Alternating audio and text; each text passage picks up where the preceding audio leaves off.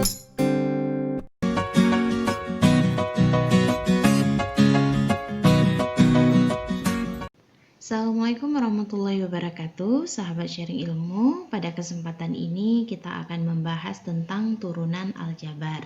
Sebelumnya Anda sudah paham tentang turunan, dan pada kesempatan ini kita fokus dengan turunan aljabar.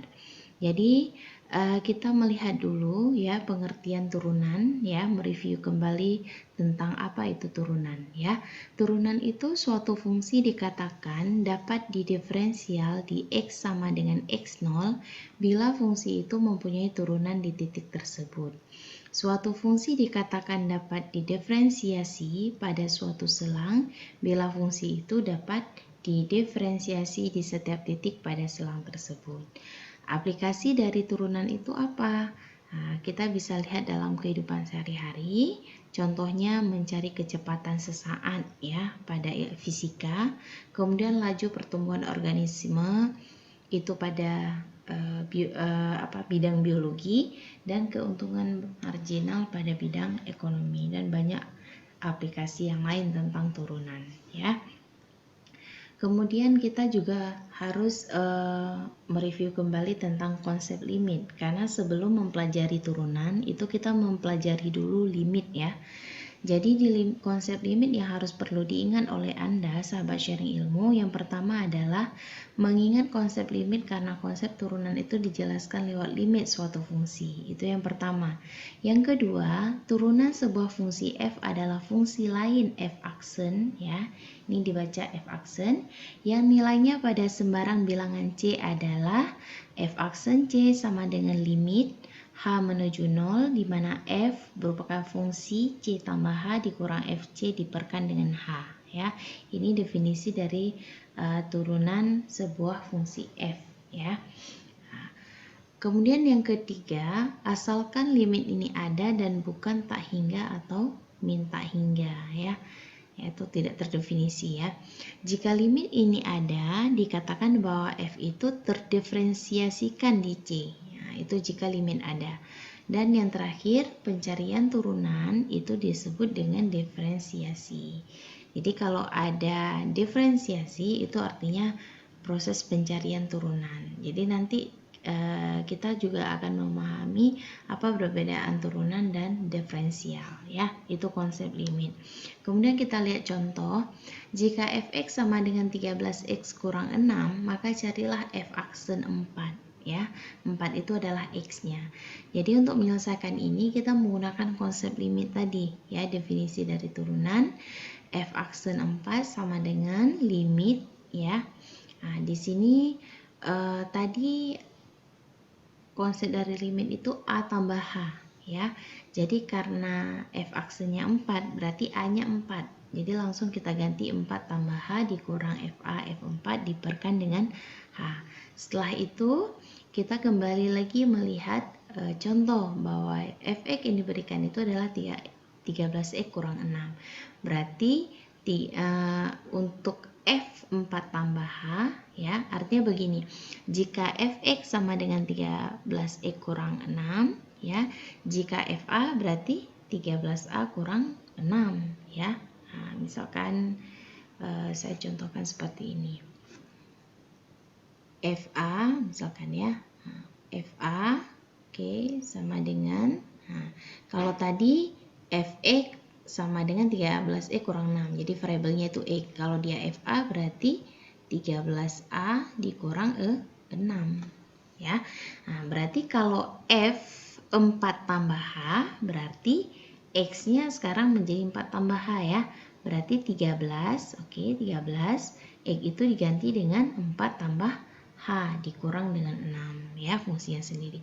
Kemudian dikurang dengan F4 sehingga karena dia itu X-nya 4 berarti 13 ya dikalikan X. X-nya di sini kan 4. Berarti 13 kali 4 dikurang 6 dibagi dengan H. Maka jawabannya ketika Anda jabarkan ya, ada yang dieliminasi, maka bagian penyebutnya tinggal bagian pembilangnya, bagian pembilangnya itu tinggal 13H. Di bawahnya dibagi H. H bagi H ya, berarti bisa dicoret ya. Nah, hasilnya adalah limit H menuju 0 adalah 13, sehingga hasil f aksen 4 adalah 13.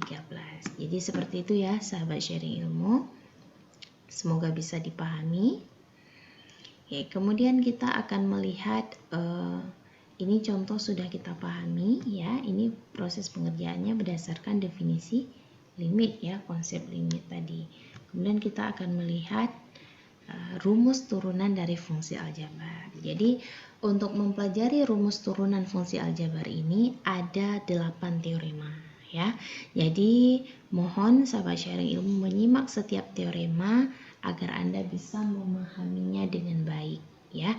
Nah, jadi apapun yang kita pahami ya berdasarkan definisi, kita sudah tahu tentang definisi turunan. Sekarang kita akan mempelajari teoremanya ya, teorema tentang turunan fungsi aljabar ya. Jadi ini kenapa dikatakan rumus turunan fungsi aljabar? Karena dari teorema 1 sampai 8 itu akan menghasilkan rumus nantinya ya.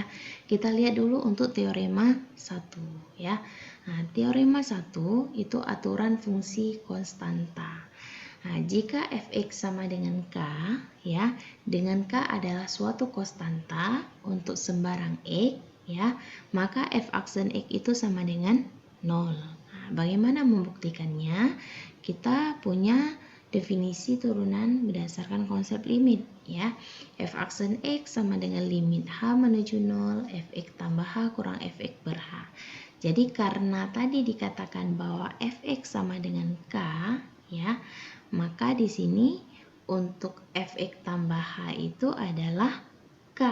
Nah, kita ganti k ya, karena dia suatu konstanta tadi. Ketika k dikurangkan dengan fx, fx ini juga k ya. Nah, karena di sini x ini kita ganti k tambah h itu adalah k juga ya, karena konstanta. Jadi k dikurang k, 0 dibagi h, jadinya limit h menuju 0 sama dengan 0. Oke, contohnya adalah fx sama dengan 2, maka turunan dari fungsi x2 itu adalah 0. Jadi berdasarkan teorema 1 ya, berdasarkan pembuktian ini dikatakan bahwa jika turunan dari konstanta itu adalah 0. Oke. Kemudian kita akan melihat teorema yang kedua ya, aturan fungsi identitas. Jika fx sama dengan x ya, maka f aksen x sama dengan 1. Identitas ya, 1. Oke, maka bagaimana kita membuktikan? Tetap menggunakan definisi dari turunan menggunakan konsep limit ya. Nah, jadi perbedaannya di mana? Kalau tadi fx-nya itu adalah k, konstanta. Kalau ini fx-nya itu adalah x. Jadi kalau fx tambah h ya, berarti kan seperti konsep yang sebelumnya ya. Perhatikan jika fx sama dengan x, berarti x ya. Berarti jika kita ganti fa ya, berarti sama dengan A. Nah, otomatis ketika fx tambah h berarti x tambah h. Kalau kita buat di sini x tambah p, berarti fx tambah p kita buat di sini, berarti di sini x tambah p. Seperti itu ya. Maka x tambah h, kemudian dikurang fx. Fx ya x tadi ya, berdasarkan ini teoremanya. Nah, sehingga x tambah h kurang x maka menghasilkan h ya. H dibagi h sama dengan 1. Jadi seperti itu ya sahabat sharing ilmu. Itu teorema yang kedua. Sekarang kita akan melihat teorema yang ketiga ya. Oke, di teorema yang ketiga itu aturan pangkat ya. Jika fx sama dengan x pangkat n dengan n bilangan-bilangan bulat positif, maka f aksen x itu sama dengan n kali x pangkat n kurang 1 ya. Nah, jadi bagaimana teorema ini ada ya? Untuk membuktikan teorema ini, maka kita tetap menggunakan konsep limit ya, yaitu definisi turunan f aksen x sama dengan limit h menuju 0 fx tambah h kurang fx per h ya. Jadi karena tadi fx sama dengan x pangkat n, berarti ketika fx tambah h juga pangkat n ya. Jadi hasilnya kan fx sama dengan x pangkat n. Berarti kalau fx tambah h berarti x tambah h pangkat n. Nah, sama seperti konsep sebelumnya ya. Dikurang dengan fx. Fx itu adalah x. Berarti karena ini ada pangkat n berarti x pangkat n per h ya. Kemudian ini kita jabarkan x pangkat n, kemudian kita kalikan ya, n kali x ya, n kali x, kemudian dipangkatkan n-nya dikurang 1 ya, dikalikan h, oke. Kemudian tambah n kali n kurang 1 per 2 kali x pangkat n kurang 2h kuadrat dan seterusnya ya. Itu bentuk dari x tambah h pangkat n. X tambah h pangkat n ini adalah konsep binomial ya. Nah, ini Anda sudah pelajari ketika mempelajari tentang teori peluang. Jadi kalau misalnya kenapa ini seperti ini masih lupa pembuktiannya, silahkan dipelajari lagi konsep dari teori peluang tentang konsep binomial ya. Nah, ini yang pangkat n. Nah, kemudian ini x tambah h pangkat n itu kalau dijabarkan maka dari x pangkat n itu sampai h pangkat n dikurang dengan x pangkat n yang ini ya, dibagi dengan h. Nah, sehingga ya, karena di sini ada h ya, ada h, maka dikeluarkan h-nya ya. Tinggallah dia ini nx pangkat n kurang 1 dan seterusnya dibagikan dengan h. Jadi h ini bisa dicoret, h dibagi dengan h, habis ya. Oke, itu teorema perpangkatan. Kemudian kita lihat teorema keempat. Aturan kelipatan konstanta. Jika K suatu konstanta dan F suatu fungsi yang terdiferensialkan, maka KF aksen X. Nah, jadi KF aksen X. Buktinya apa? Misalkan Fx sama dengan KFX. Maka sama juga kita menggunakan definisi dari turunan menggunakan konsep limit. Maka ketika Fx tambah H, jadilah K kali Fx tambah H. Kenapa? Karena tadi Fx ya. Nah, di sini Fx berarti K kali Fx. Berarti kalau Fx tambah H berarti K ya, sama juga kali Fx tambah H dikurang. Nah, kalau ini Fx berarti tinggal kita gantikan aja K kali Fx per H ya. Sehingga di sini ada K, di sini ada K ya, maka K itu kita keluarkan di sini ya, sehingga ini kita tuliskan seperti biasa sama dengan ya, maka K itu kita posisikan di depan limit ya, maka limit H menuju 0 Fx tambah H kurang Fx per H itu adalah F aksen X ya, definisi dari F aksen X. Makanya kita buat K kali F aksen X. Kenapa? Karena ini adalah definisi dari F aksen X, definisi dari turunan ya. Sehingga K kali F aksen X. Contohnya bagaimana? Jika Fx sama dengan 5x pangkat 2 ya, maka F aksen X-nya bagaimana? Berarti 5 ya dikalikan dengan 2. Nah, 2. Jadi turunannya dulu nih. 5 kemudian karena berdasarkan rumus ini ya, K kali F aksen X. Berarti 5 ya, K-nya 5 konstanta. Kemudian kita turunkan X pangkat 2 itu. Turunan X pangkat 2 itu adalah 2x. Baru kita kalikan 5 kali 2x, 10x. Jadi seperti itu ya sahabat sharing ilmu. Kemudian selanjutnya kita akan melihat teorema ke-5 ya. Jadi teorema kelima itu aturan penjumlahan ya. Jika f dan g adalah fungsi-fungsi yang terdiferensialkan, maka f tambah g aksen x berapa ya? Nah, f tambah g aksen x sama dengan f aksen x tambah g aksen x. Jadi bagaimana kita buktikannya ya? Kita mengandaikan. Nah, mengandaikan bahwa fx sama dengan fx tambah gx. Nah, maka kita gunakan juga konsep dari definisi dari turunan menggunakan konsep limit ya. Nah, jadi fx tambah h ya dikurang gx tambah h, kemudian dikurang fx tambah gx. Kita ikutin konsepnya ya. Karena fx-nya jadi fx tambah gx berarti ini juga seperti ini, mengikuti ya.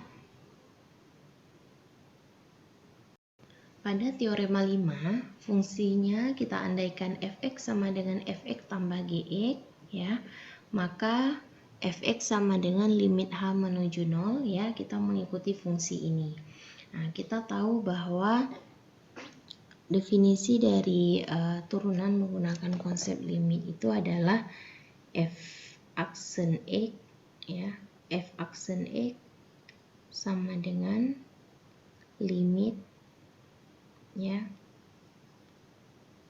h menuju 0. Oke, limit h menuju 0 ya, fx tambah h dikurang fx ya, h per h. Nah, itu dia konsepnya. Jadi ketika fungsi ini untuk fungsinya fx ya, tetapi kalau fungsinya fx sama dengan fx tambah gx, maka kita ikutkan saja limit h menuju 0, berarti yang pertama kan fx tambah h. Karena dia ada fungsi fx tambah h, kemudian ada fungsi gx, karena dia jumlah, maka fx tambah h ditambah. Ini tambah ya. Oke, ini tambah, ada kesilapan ini, tambah. Oke, fx tambah h ditambah dengan, karena fungsinya ditambah gx, berarti gx tambah h. Kemudian dikurang dengan fungsi fx. Nah, dikurang dengan fungsi fx, dan fungsi fx di sini adalah penjumlahan, maka fx tambah gx. Oke. Kemudian selanjutnya sama dengan limit h menuju 0, fx tambah h dikurang dengan fx ya. Ini yang sama-sama fx ya, sama-sama f, fungsi fx tambah h, kemudian dikurang fx diperkan dengan h ya. Karena ini kan penyebutnya h, berarti sama-sama penyebutnya ada h. Jadi kita kelompokkan yang mana f, yang mana fungsi g. Kemudian ditambah. Nah, ini tambah di sini ya. Gx tambah h, kemudian min kali plus min, makanya min gx per h.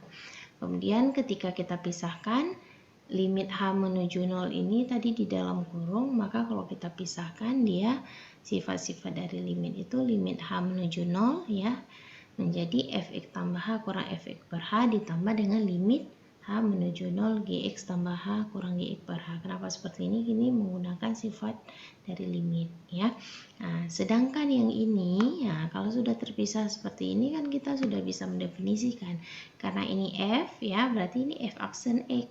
Nah, ini adalah definisi dari fungsi turunan, karena ini g, berarti ini g aksen x. Nah, itu dia terbukti ya. Contohnya bagaimana? X kuadrat tambah 3x. Maka cara menurunkannya adalah langsung kita turunkan masing-masing. Ini ada dua suku ya. Dua suku dihubungkan dengan operasi tambah. Jadi masing-masing suku ini fungsi fx, ini fungsi gx ya. Kalau kita lihat ini dari pembuktian. Berarti yang ini kita turunkan, ini fungsi fx. Turunan dari x pangkat 2 apa? 2x ya. Turunan dari 3x pangkat 3 adalah 3. Nah, jadi seperti itu ya sahabat sharing ilmu. Oke, kemudian kita akan melihat teorema ke-6 ya. Oke.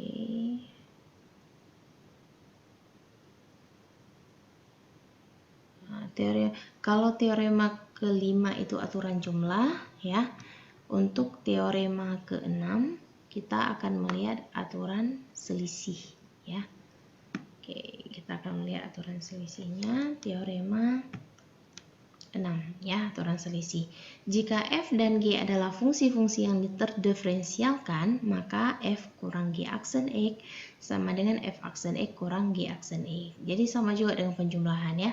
Hanya saja ini min ya, berarti min kalau tambah dikalikan dengan min 1 g aksen x, sehingga hasilnya seperti ini ya.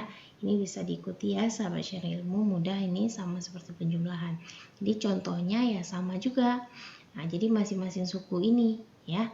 Nah, jadi ini 3 kali x kuadrat kurang x, maka turunannya suku pertama dulu diturunkan, berarti 3x pangkat 2 itu berarti 6x, turunan dari x itu adalah 1, berarti 6x kurang 1 ya. Kemudian kita lihat teorema 7 untuk aturan hasil kali ya. Jika f dan g adalah fungsi-fungsi yang terdiferensialkan, maka f kali g aksen x maka menjadi fx kali g aksen x tambah f aksen x kali gx, ya. Jadi kalau ini fx tidak diturunkan, fungsi g-nya diturunkan, kemudian dijumlahkan. Kalau ini diturunkan fungsi f, maka g-nya tidak, ya. Jadi salah satu itu cara mengingatnya. Jadi kenapa aturan hasil kali seperti ini hasilnya, ya, kita buktikan, ya, bahwa kita andaikan bahwa fx sama dengan itu adalah fungsi fx kali gx, maka ya tetap menggunakan definisi dari turunan dengan menggunakan konsep limit, maka fx tambah h dikurang dengan fx per h. Ini ya konsep rumusnya. Jadi karena ini kali, berarti ini kali. Seperti yang tadi penjumlahan, maka ini ada tambah. Kalau ini karena kali, berarti ini kali. Dikurang dengan fx kali gx. Nah, tetap perkalian karena fungsi yang diberikan adalah fungsi perkalian. Kemudian kita jabarkan. Limit sama dengan limit h menuju 0, fx tambah h dikalikan dengan gx tambah h dikurang dengan fx, ya, fx tambah h kali gx. Nah, ini kenapa seperti ini? Kenapa fx tambah h dikalikan dengan gx, ya? Nah, jadi kita kalikan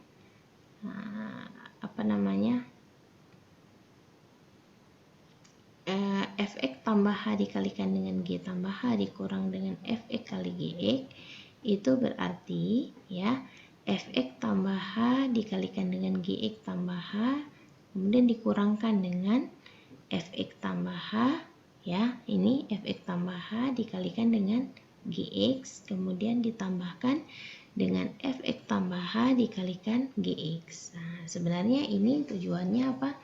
Untuk menjabarkan lebih lanjut. Nah, namun ini ketika ini dengan ini sebenarnya hasilnya 0, ya. Min fx tambah h kali gx tambah fx tambah g kali x itu kan hasilnya 0, ya. Jadi kita buat ini untuk bisa menyederhanakan, ya. Kemudian dikurang dengan fx kali gx. Jadi ini perkalian yang berbeda, ya. Nah, kemudian setelah itu di baris ketiga limit h menuju 0, ya, fx tambah h kemudian dikalikan, nah karena ini masing-masing ini ada fx tambah h kalikan gx tambah h dikurang dengan gx ini, ya, diperkan dengan h kemudian ditambah dengan gx, karena masing-masing di sini ada fx tambah h, ini fx tambah h, kemudian satu lagi adalah fungsi gx, ya. Nah, fungsi gx seperti itu juga, gx, ya, tambah gx kali fx tambah h dikurang fx per h, ya. Kalau tadi fungsi fx tambah h di sini gx tambah h kurang gx, kalau ini gx duluan, ya. Jadilah dia limit h menuju 0 fx tambah h, ya, dikalikan dengan limit h menuju 0 gx tambah h kurang gx diperkan dengan h. Ini masing-masing kita buat limit. Kalau tadi ini kan dalam kurung kerawal, ya. Nah, begitu juga dengan ini. Ternyata limit h menuju 0 fx tambah h itu adalah fx, ya. Nah, dikalikan dengan limit gx tambah h kurang gx per h itu adalah g aksen x. Nah, ini kan fx, ya, fx, sedangkan ini adalah g aksen x. Karena ini kita lihat berdasarkan definisi dari turunan menggunakan konsep limit, ya, karena ini ada g berarti g aksen x. Begitu juga dengan ini ditambah dengan gx berarti ini f aksen x, ya. Artinya ini penjabaran, sebenarnya yang bermain adalah operasi aljabar. Jadi untuk bisa memahami ini sering-sering berlatih, ya. Kita lihat contohnya, fx sama dengan x tambah 2 dikalikan x kurang 5 pangkat 2, ya. Nah, jadi seperti apa? Kita bisa buat dulu bahwa, ya, fx fx-nya itu adalah x tambah 2, sedangkan gx-nya, ya, adalah x kurang 5 dipangkatkan 2. Nah, jadi masing-masing kita turunkan. Nah, ini f aksen x-nya berapa? F aksen x-nya adalah 1, x tambah 2. Turunan x 1, turunan 2, 0. Berarti f aksen x-nya 1. Yang ini kita turunkan, g aksen x-nya berapa? Ya, maka g aksen x di sini, ini 2, ya, dikalikan dengan x kurang 5, ya. Nah, jadi kalau bentuk seperti ini kan turpang turfung, ya. Turunkan pangkat, turunkan fungsi. Pangkatnya yang mana? 2. Berarti 2 kali x kurang 5. Fungsinya mana? Fungsinya ini yang di dalam kurung, x kurang 5. Turunan dari x kurang 5 itu adalah turunan x 1. 5 itu 0, ya. Berarti kali dengan 1. Karena dikalikan 1 hasilnya dia sendiri, maka hasilnya ini adalah 2x kurang 10, ya. Oke, maaf saya ini kan dulu di sini. Oke, maka hasilnya 2x dikurang 10. Nah, setelah itu kita substitusikan ke rumusnya yang tadi, ya. Rumusnya yang tadi untuk perkalian adalah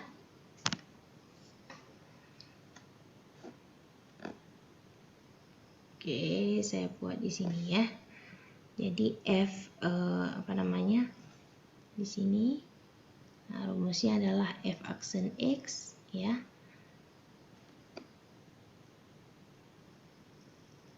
kali gx, ya. Oke, ditambah dengan fx kali g aksen x. Nah, jadi seperti itu. Jadi f aksen x yang mana? F aksen x tadi ini 1, tinggal substitusikan aja 1, ya. Gx yang mana? 2x kurang 10. Tambah fx yang mana? Fungsi awalnya. Jadi bisa dilatih sendiri, ya, supaya lancar. Saya tidak melanjutkan lagi. Oke, selanjutnya kita akan melihat teorema ke-8, ya, terakhir, teorema terakhir. Nah, di sini aturan hasil bagi. Kalau tadi perkalian, ya. Jika f dan g adalah fungsi-fungsi yang terdiferensialkan dengan gx sama dengan 0, maka f per g aksen x menjadi gx kali f aksen x kurang fx kali g aksen x per g pangkat 2, ya. Nah, jadi bagaimana caranya, ya? Ya, kita buktikan juga karena ini adalah teorema, ya. Oke, kita hapus dulu ini.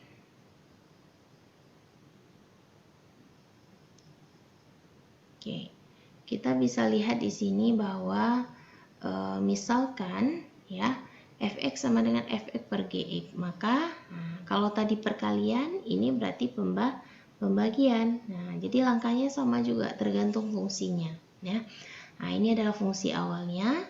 Nah, karena ini adalah pembagian, maka kita ikutkan aja fx tambah h, ya, dibagikan dengan gx tambah h dikurang dengan fx per gx per h.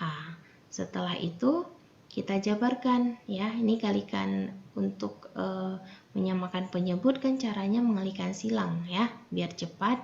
Gx kali fx tambah h, ini dia hasilnya, dikurang dengan fx dikalikan gx tambah h, ya. Nah, ini adalah perkalian silang. Oke, untuk penyebutnya sama, ya. Sehingga penyebutnya itu adalah gx tambah h kali gx. Nah, ini dia. Kalau di sini langsung dikalikan dengan 1 per gx kali gx tambah h. Cuma kalau kita mau buat di sini boleh h, ya, langsung buka kurung, ini sama saja, ya. Nah, setelah itu gx kali fx tambah h dikurang dengan gx dikalikan dengan fx, ya, ditambah dengan fx kali gx. Nah, ini sama juga dengan proses pembagian tadi. Jadi ini sebenarnya 0, ya. Nah, jadi kita buat seperti ini biar kita bisa menjabarkan, ya. Nah, jadi istilahnya bukan manipulasi, ya, dalam matematika nggak ada manipulasi, tapi operasi aljabarnya, ya, yang kita buat berbeda tapi nilainya sama. Ini sebenarnya 0, ya. Nah, kemudian yang ini kita ambil ini gx dikalikan dengan fx tambah h dikurang dengan fx ini, ya, diperkan dengan h. H. Begitu juga ini, kurang Fx, ini kita jabarkan dikalikan Gx tambah H kurang Gx per H. Ini operasi aljabarnya ya, dikalikan dengan yang ini tadi. Oke, setelah itu ini Gx, nah, ini limit H menuju 0, ini Gx, maka ini adalah selanjutnya ya. Gx ini di sini ada ya. Kemudian di sini juga ada ya. Maka kita keluarkan Gx ya dikalikan dengan F tambah H dikurang dengan Fx per H. Begitu juga yang ini ya. Di sini ada Fx, berarti min Fx ini kita bawa ke sini ya, kita keluarkan min Fx-nya. Berarti kali dengan Gx tambah H yang ini dikurang dengan Gx ini ya. Ini kan plus ininya. Karena min kali min jadi plus Gx diperkan dengan H baru dikalikan dengan 1 per Gx kali Gx tambah H ya. Nah, kemudian selanjutnya Gx dikalikan dengan ini kita ketahui bahwa ini adalah definisi dari turunan ya, karena ada fungsi f maka f aksen x. Nah, kemudian dikurang dengan fx karena ini adalah fungsi dari ada Gx tambah kurang Gx maka jadi G aksen X ya. Ini berdasarkan definisi dari turunan dikalikan dengan 1 per Gx dikalikan dengan GH. Oke. Kemudian kita lihat contoh ya.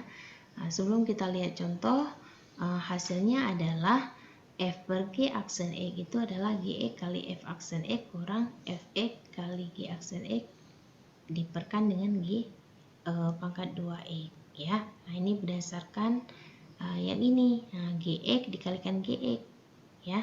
Nah, kenapa seperti ini? Ini kan Gx. Nah, ini kok jadi Gx tambah H jadi Gx? Karena Gx tambah H itu Gx juga. Karena H ini kan kita anggap konstanta, sehingga hasil turunannya ya. Nah, maka Gx dikalikan juga dengan Gx. Itu berdasarkan teorema yang sebelumnya juga yang tentang ini ya. Jadi seperti itu. Maka hasilnya untuk teorema 8 untuk pembagian seperti ini. Contoh, fx sama dengan x tambah 2 diperkan dengan x kuadrat tambah 5, berapakah f aksen x? Kita gunakan teorema adalah 8. Jadi kita bisa tentukan x tambah 2 itu yang bagian pembilang itu adalah fx-nya ya. Nah, ini fx, kemudian yang ini adalah gx. Nah, jadi untuk mengerjakannya tinggal diturunkan aja. Fx itu x tambah 2 ya. Berarti jika f aksen x, nah ya kita turunkan saja. F aksen x berapa? X tambah 2, 1 ya. Karena turunan konstanta 2 kan 0, x 1 ya. Kemudian yang ini gx-nya kita turunkan juga. G aksen x itu sama dengan x pangkat 2 berarti 2x tambah 5, 0 berarti kan. Nah, ini sudah ada turunannya, tinggal kita substitusikan ke sini. Gx itu adalah x kuadrat tambah 5 dikalikan dengan f aksen x itu adalah kali 1 dikurang dengan fx-nya x tambah 2 dikalikan dengan x aksen x-nya itu kali 2x per g kuadrat x. Berarti gx-nya apa? X kuadrat tambah 5 dikuadratkan. Dan diselesaikan secara aljabar ya. Sebagai latihan dicoba agar Anda mudah memahaminya dengan baik. Oke. Selanjutnya kita akan melihat perbedaan turunan ya, perbedaan turunan dan diferensial. Kan pernah dikatakan oh ini turunan, oh ini diferensial. Nah, kita biasanya memaknai bahwa turunan sama diferensial itu sama, tetapi ternyata ada perbedaan. Jadi kita lihat perbedaannya. Pada waktu Anda menuliskan dxy ya atau d per dx, artinya itu Anda menuliskan lambang turunan. Makna di dx itu adalah fungsi y diturunkan terhadap variabel x, itu d per dx ya, itu lambang dari turunan. Jika dy saja itu kita menyatakan lambang diferensial. Jadi contohnya seperti apa? Cari dy jika y sama dengan x pangkat 3 kurang 3x tambah 1. Berarti ini jika kita sudah mengetahui bagaimana menghitung turunan, Nah, maka kita tahu juga bagaimana menghitung diferensial.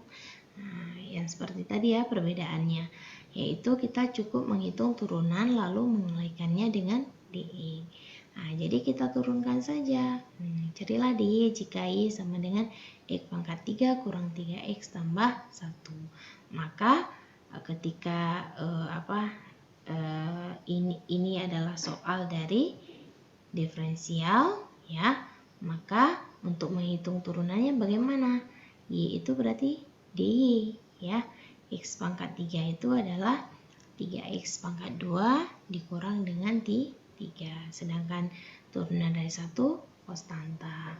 Maka jangan lupa dikalikan dengan DX. Nah, karena ini yang kita cari itu adalah DY. Berarti kalau DY berarti turunan terhadap Y ya. Nah, bukan turunan terhadap Y di DX. Kalau ini kan turunan fungsi terhadap X. Kalau ini adalah carilah DY. Jadi kalau disuruh cari DY, maka jangan lupa kita kalikan dengan DE. Karena kenapa? DY itu berarti F aksen X DX. Nah, kalau D per DX itu F aksen X. Nah, jadi kalau bentuknya seperti ini berarti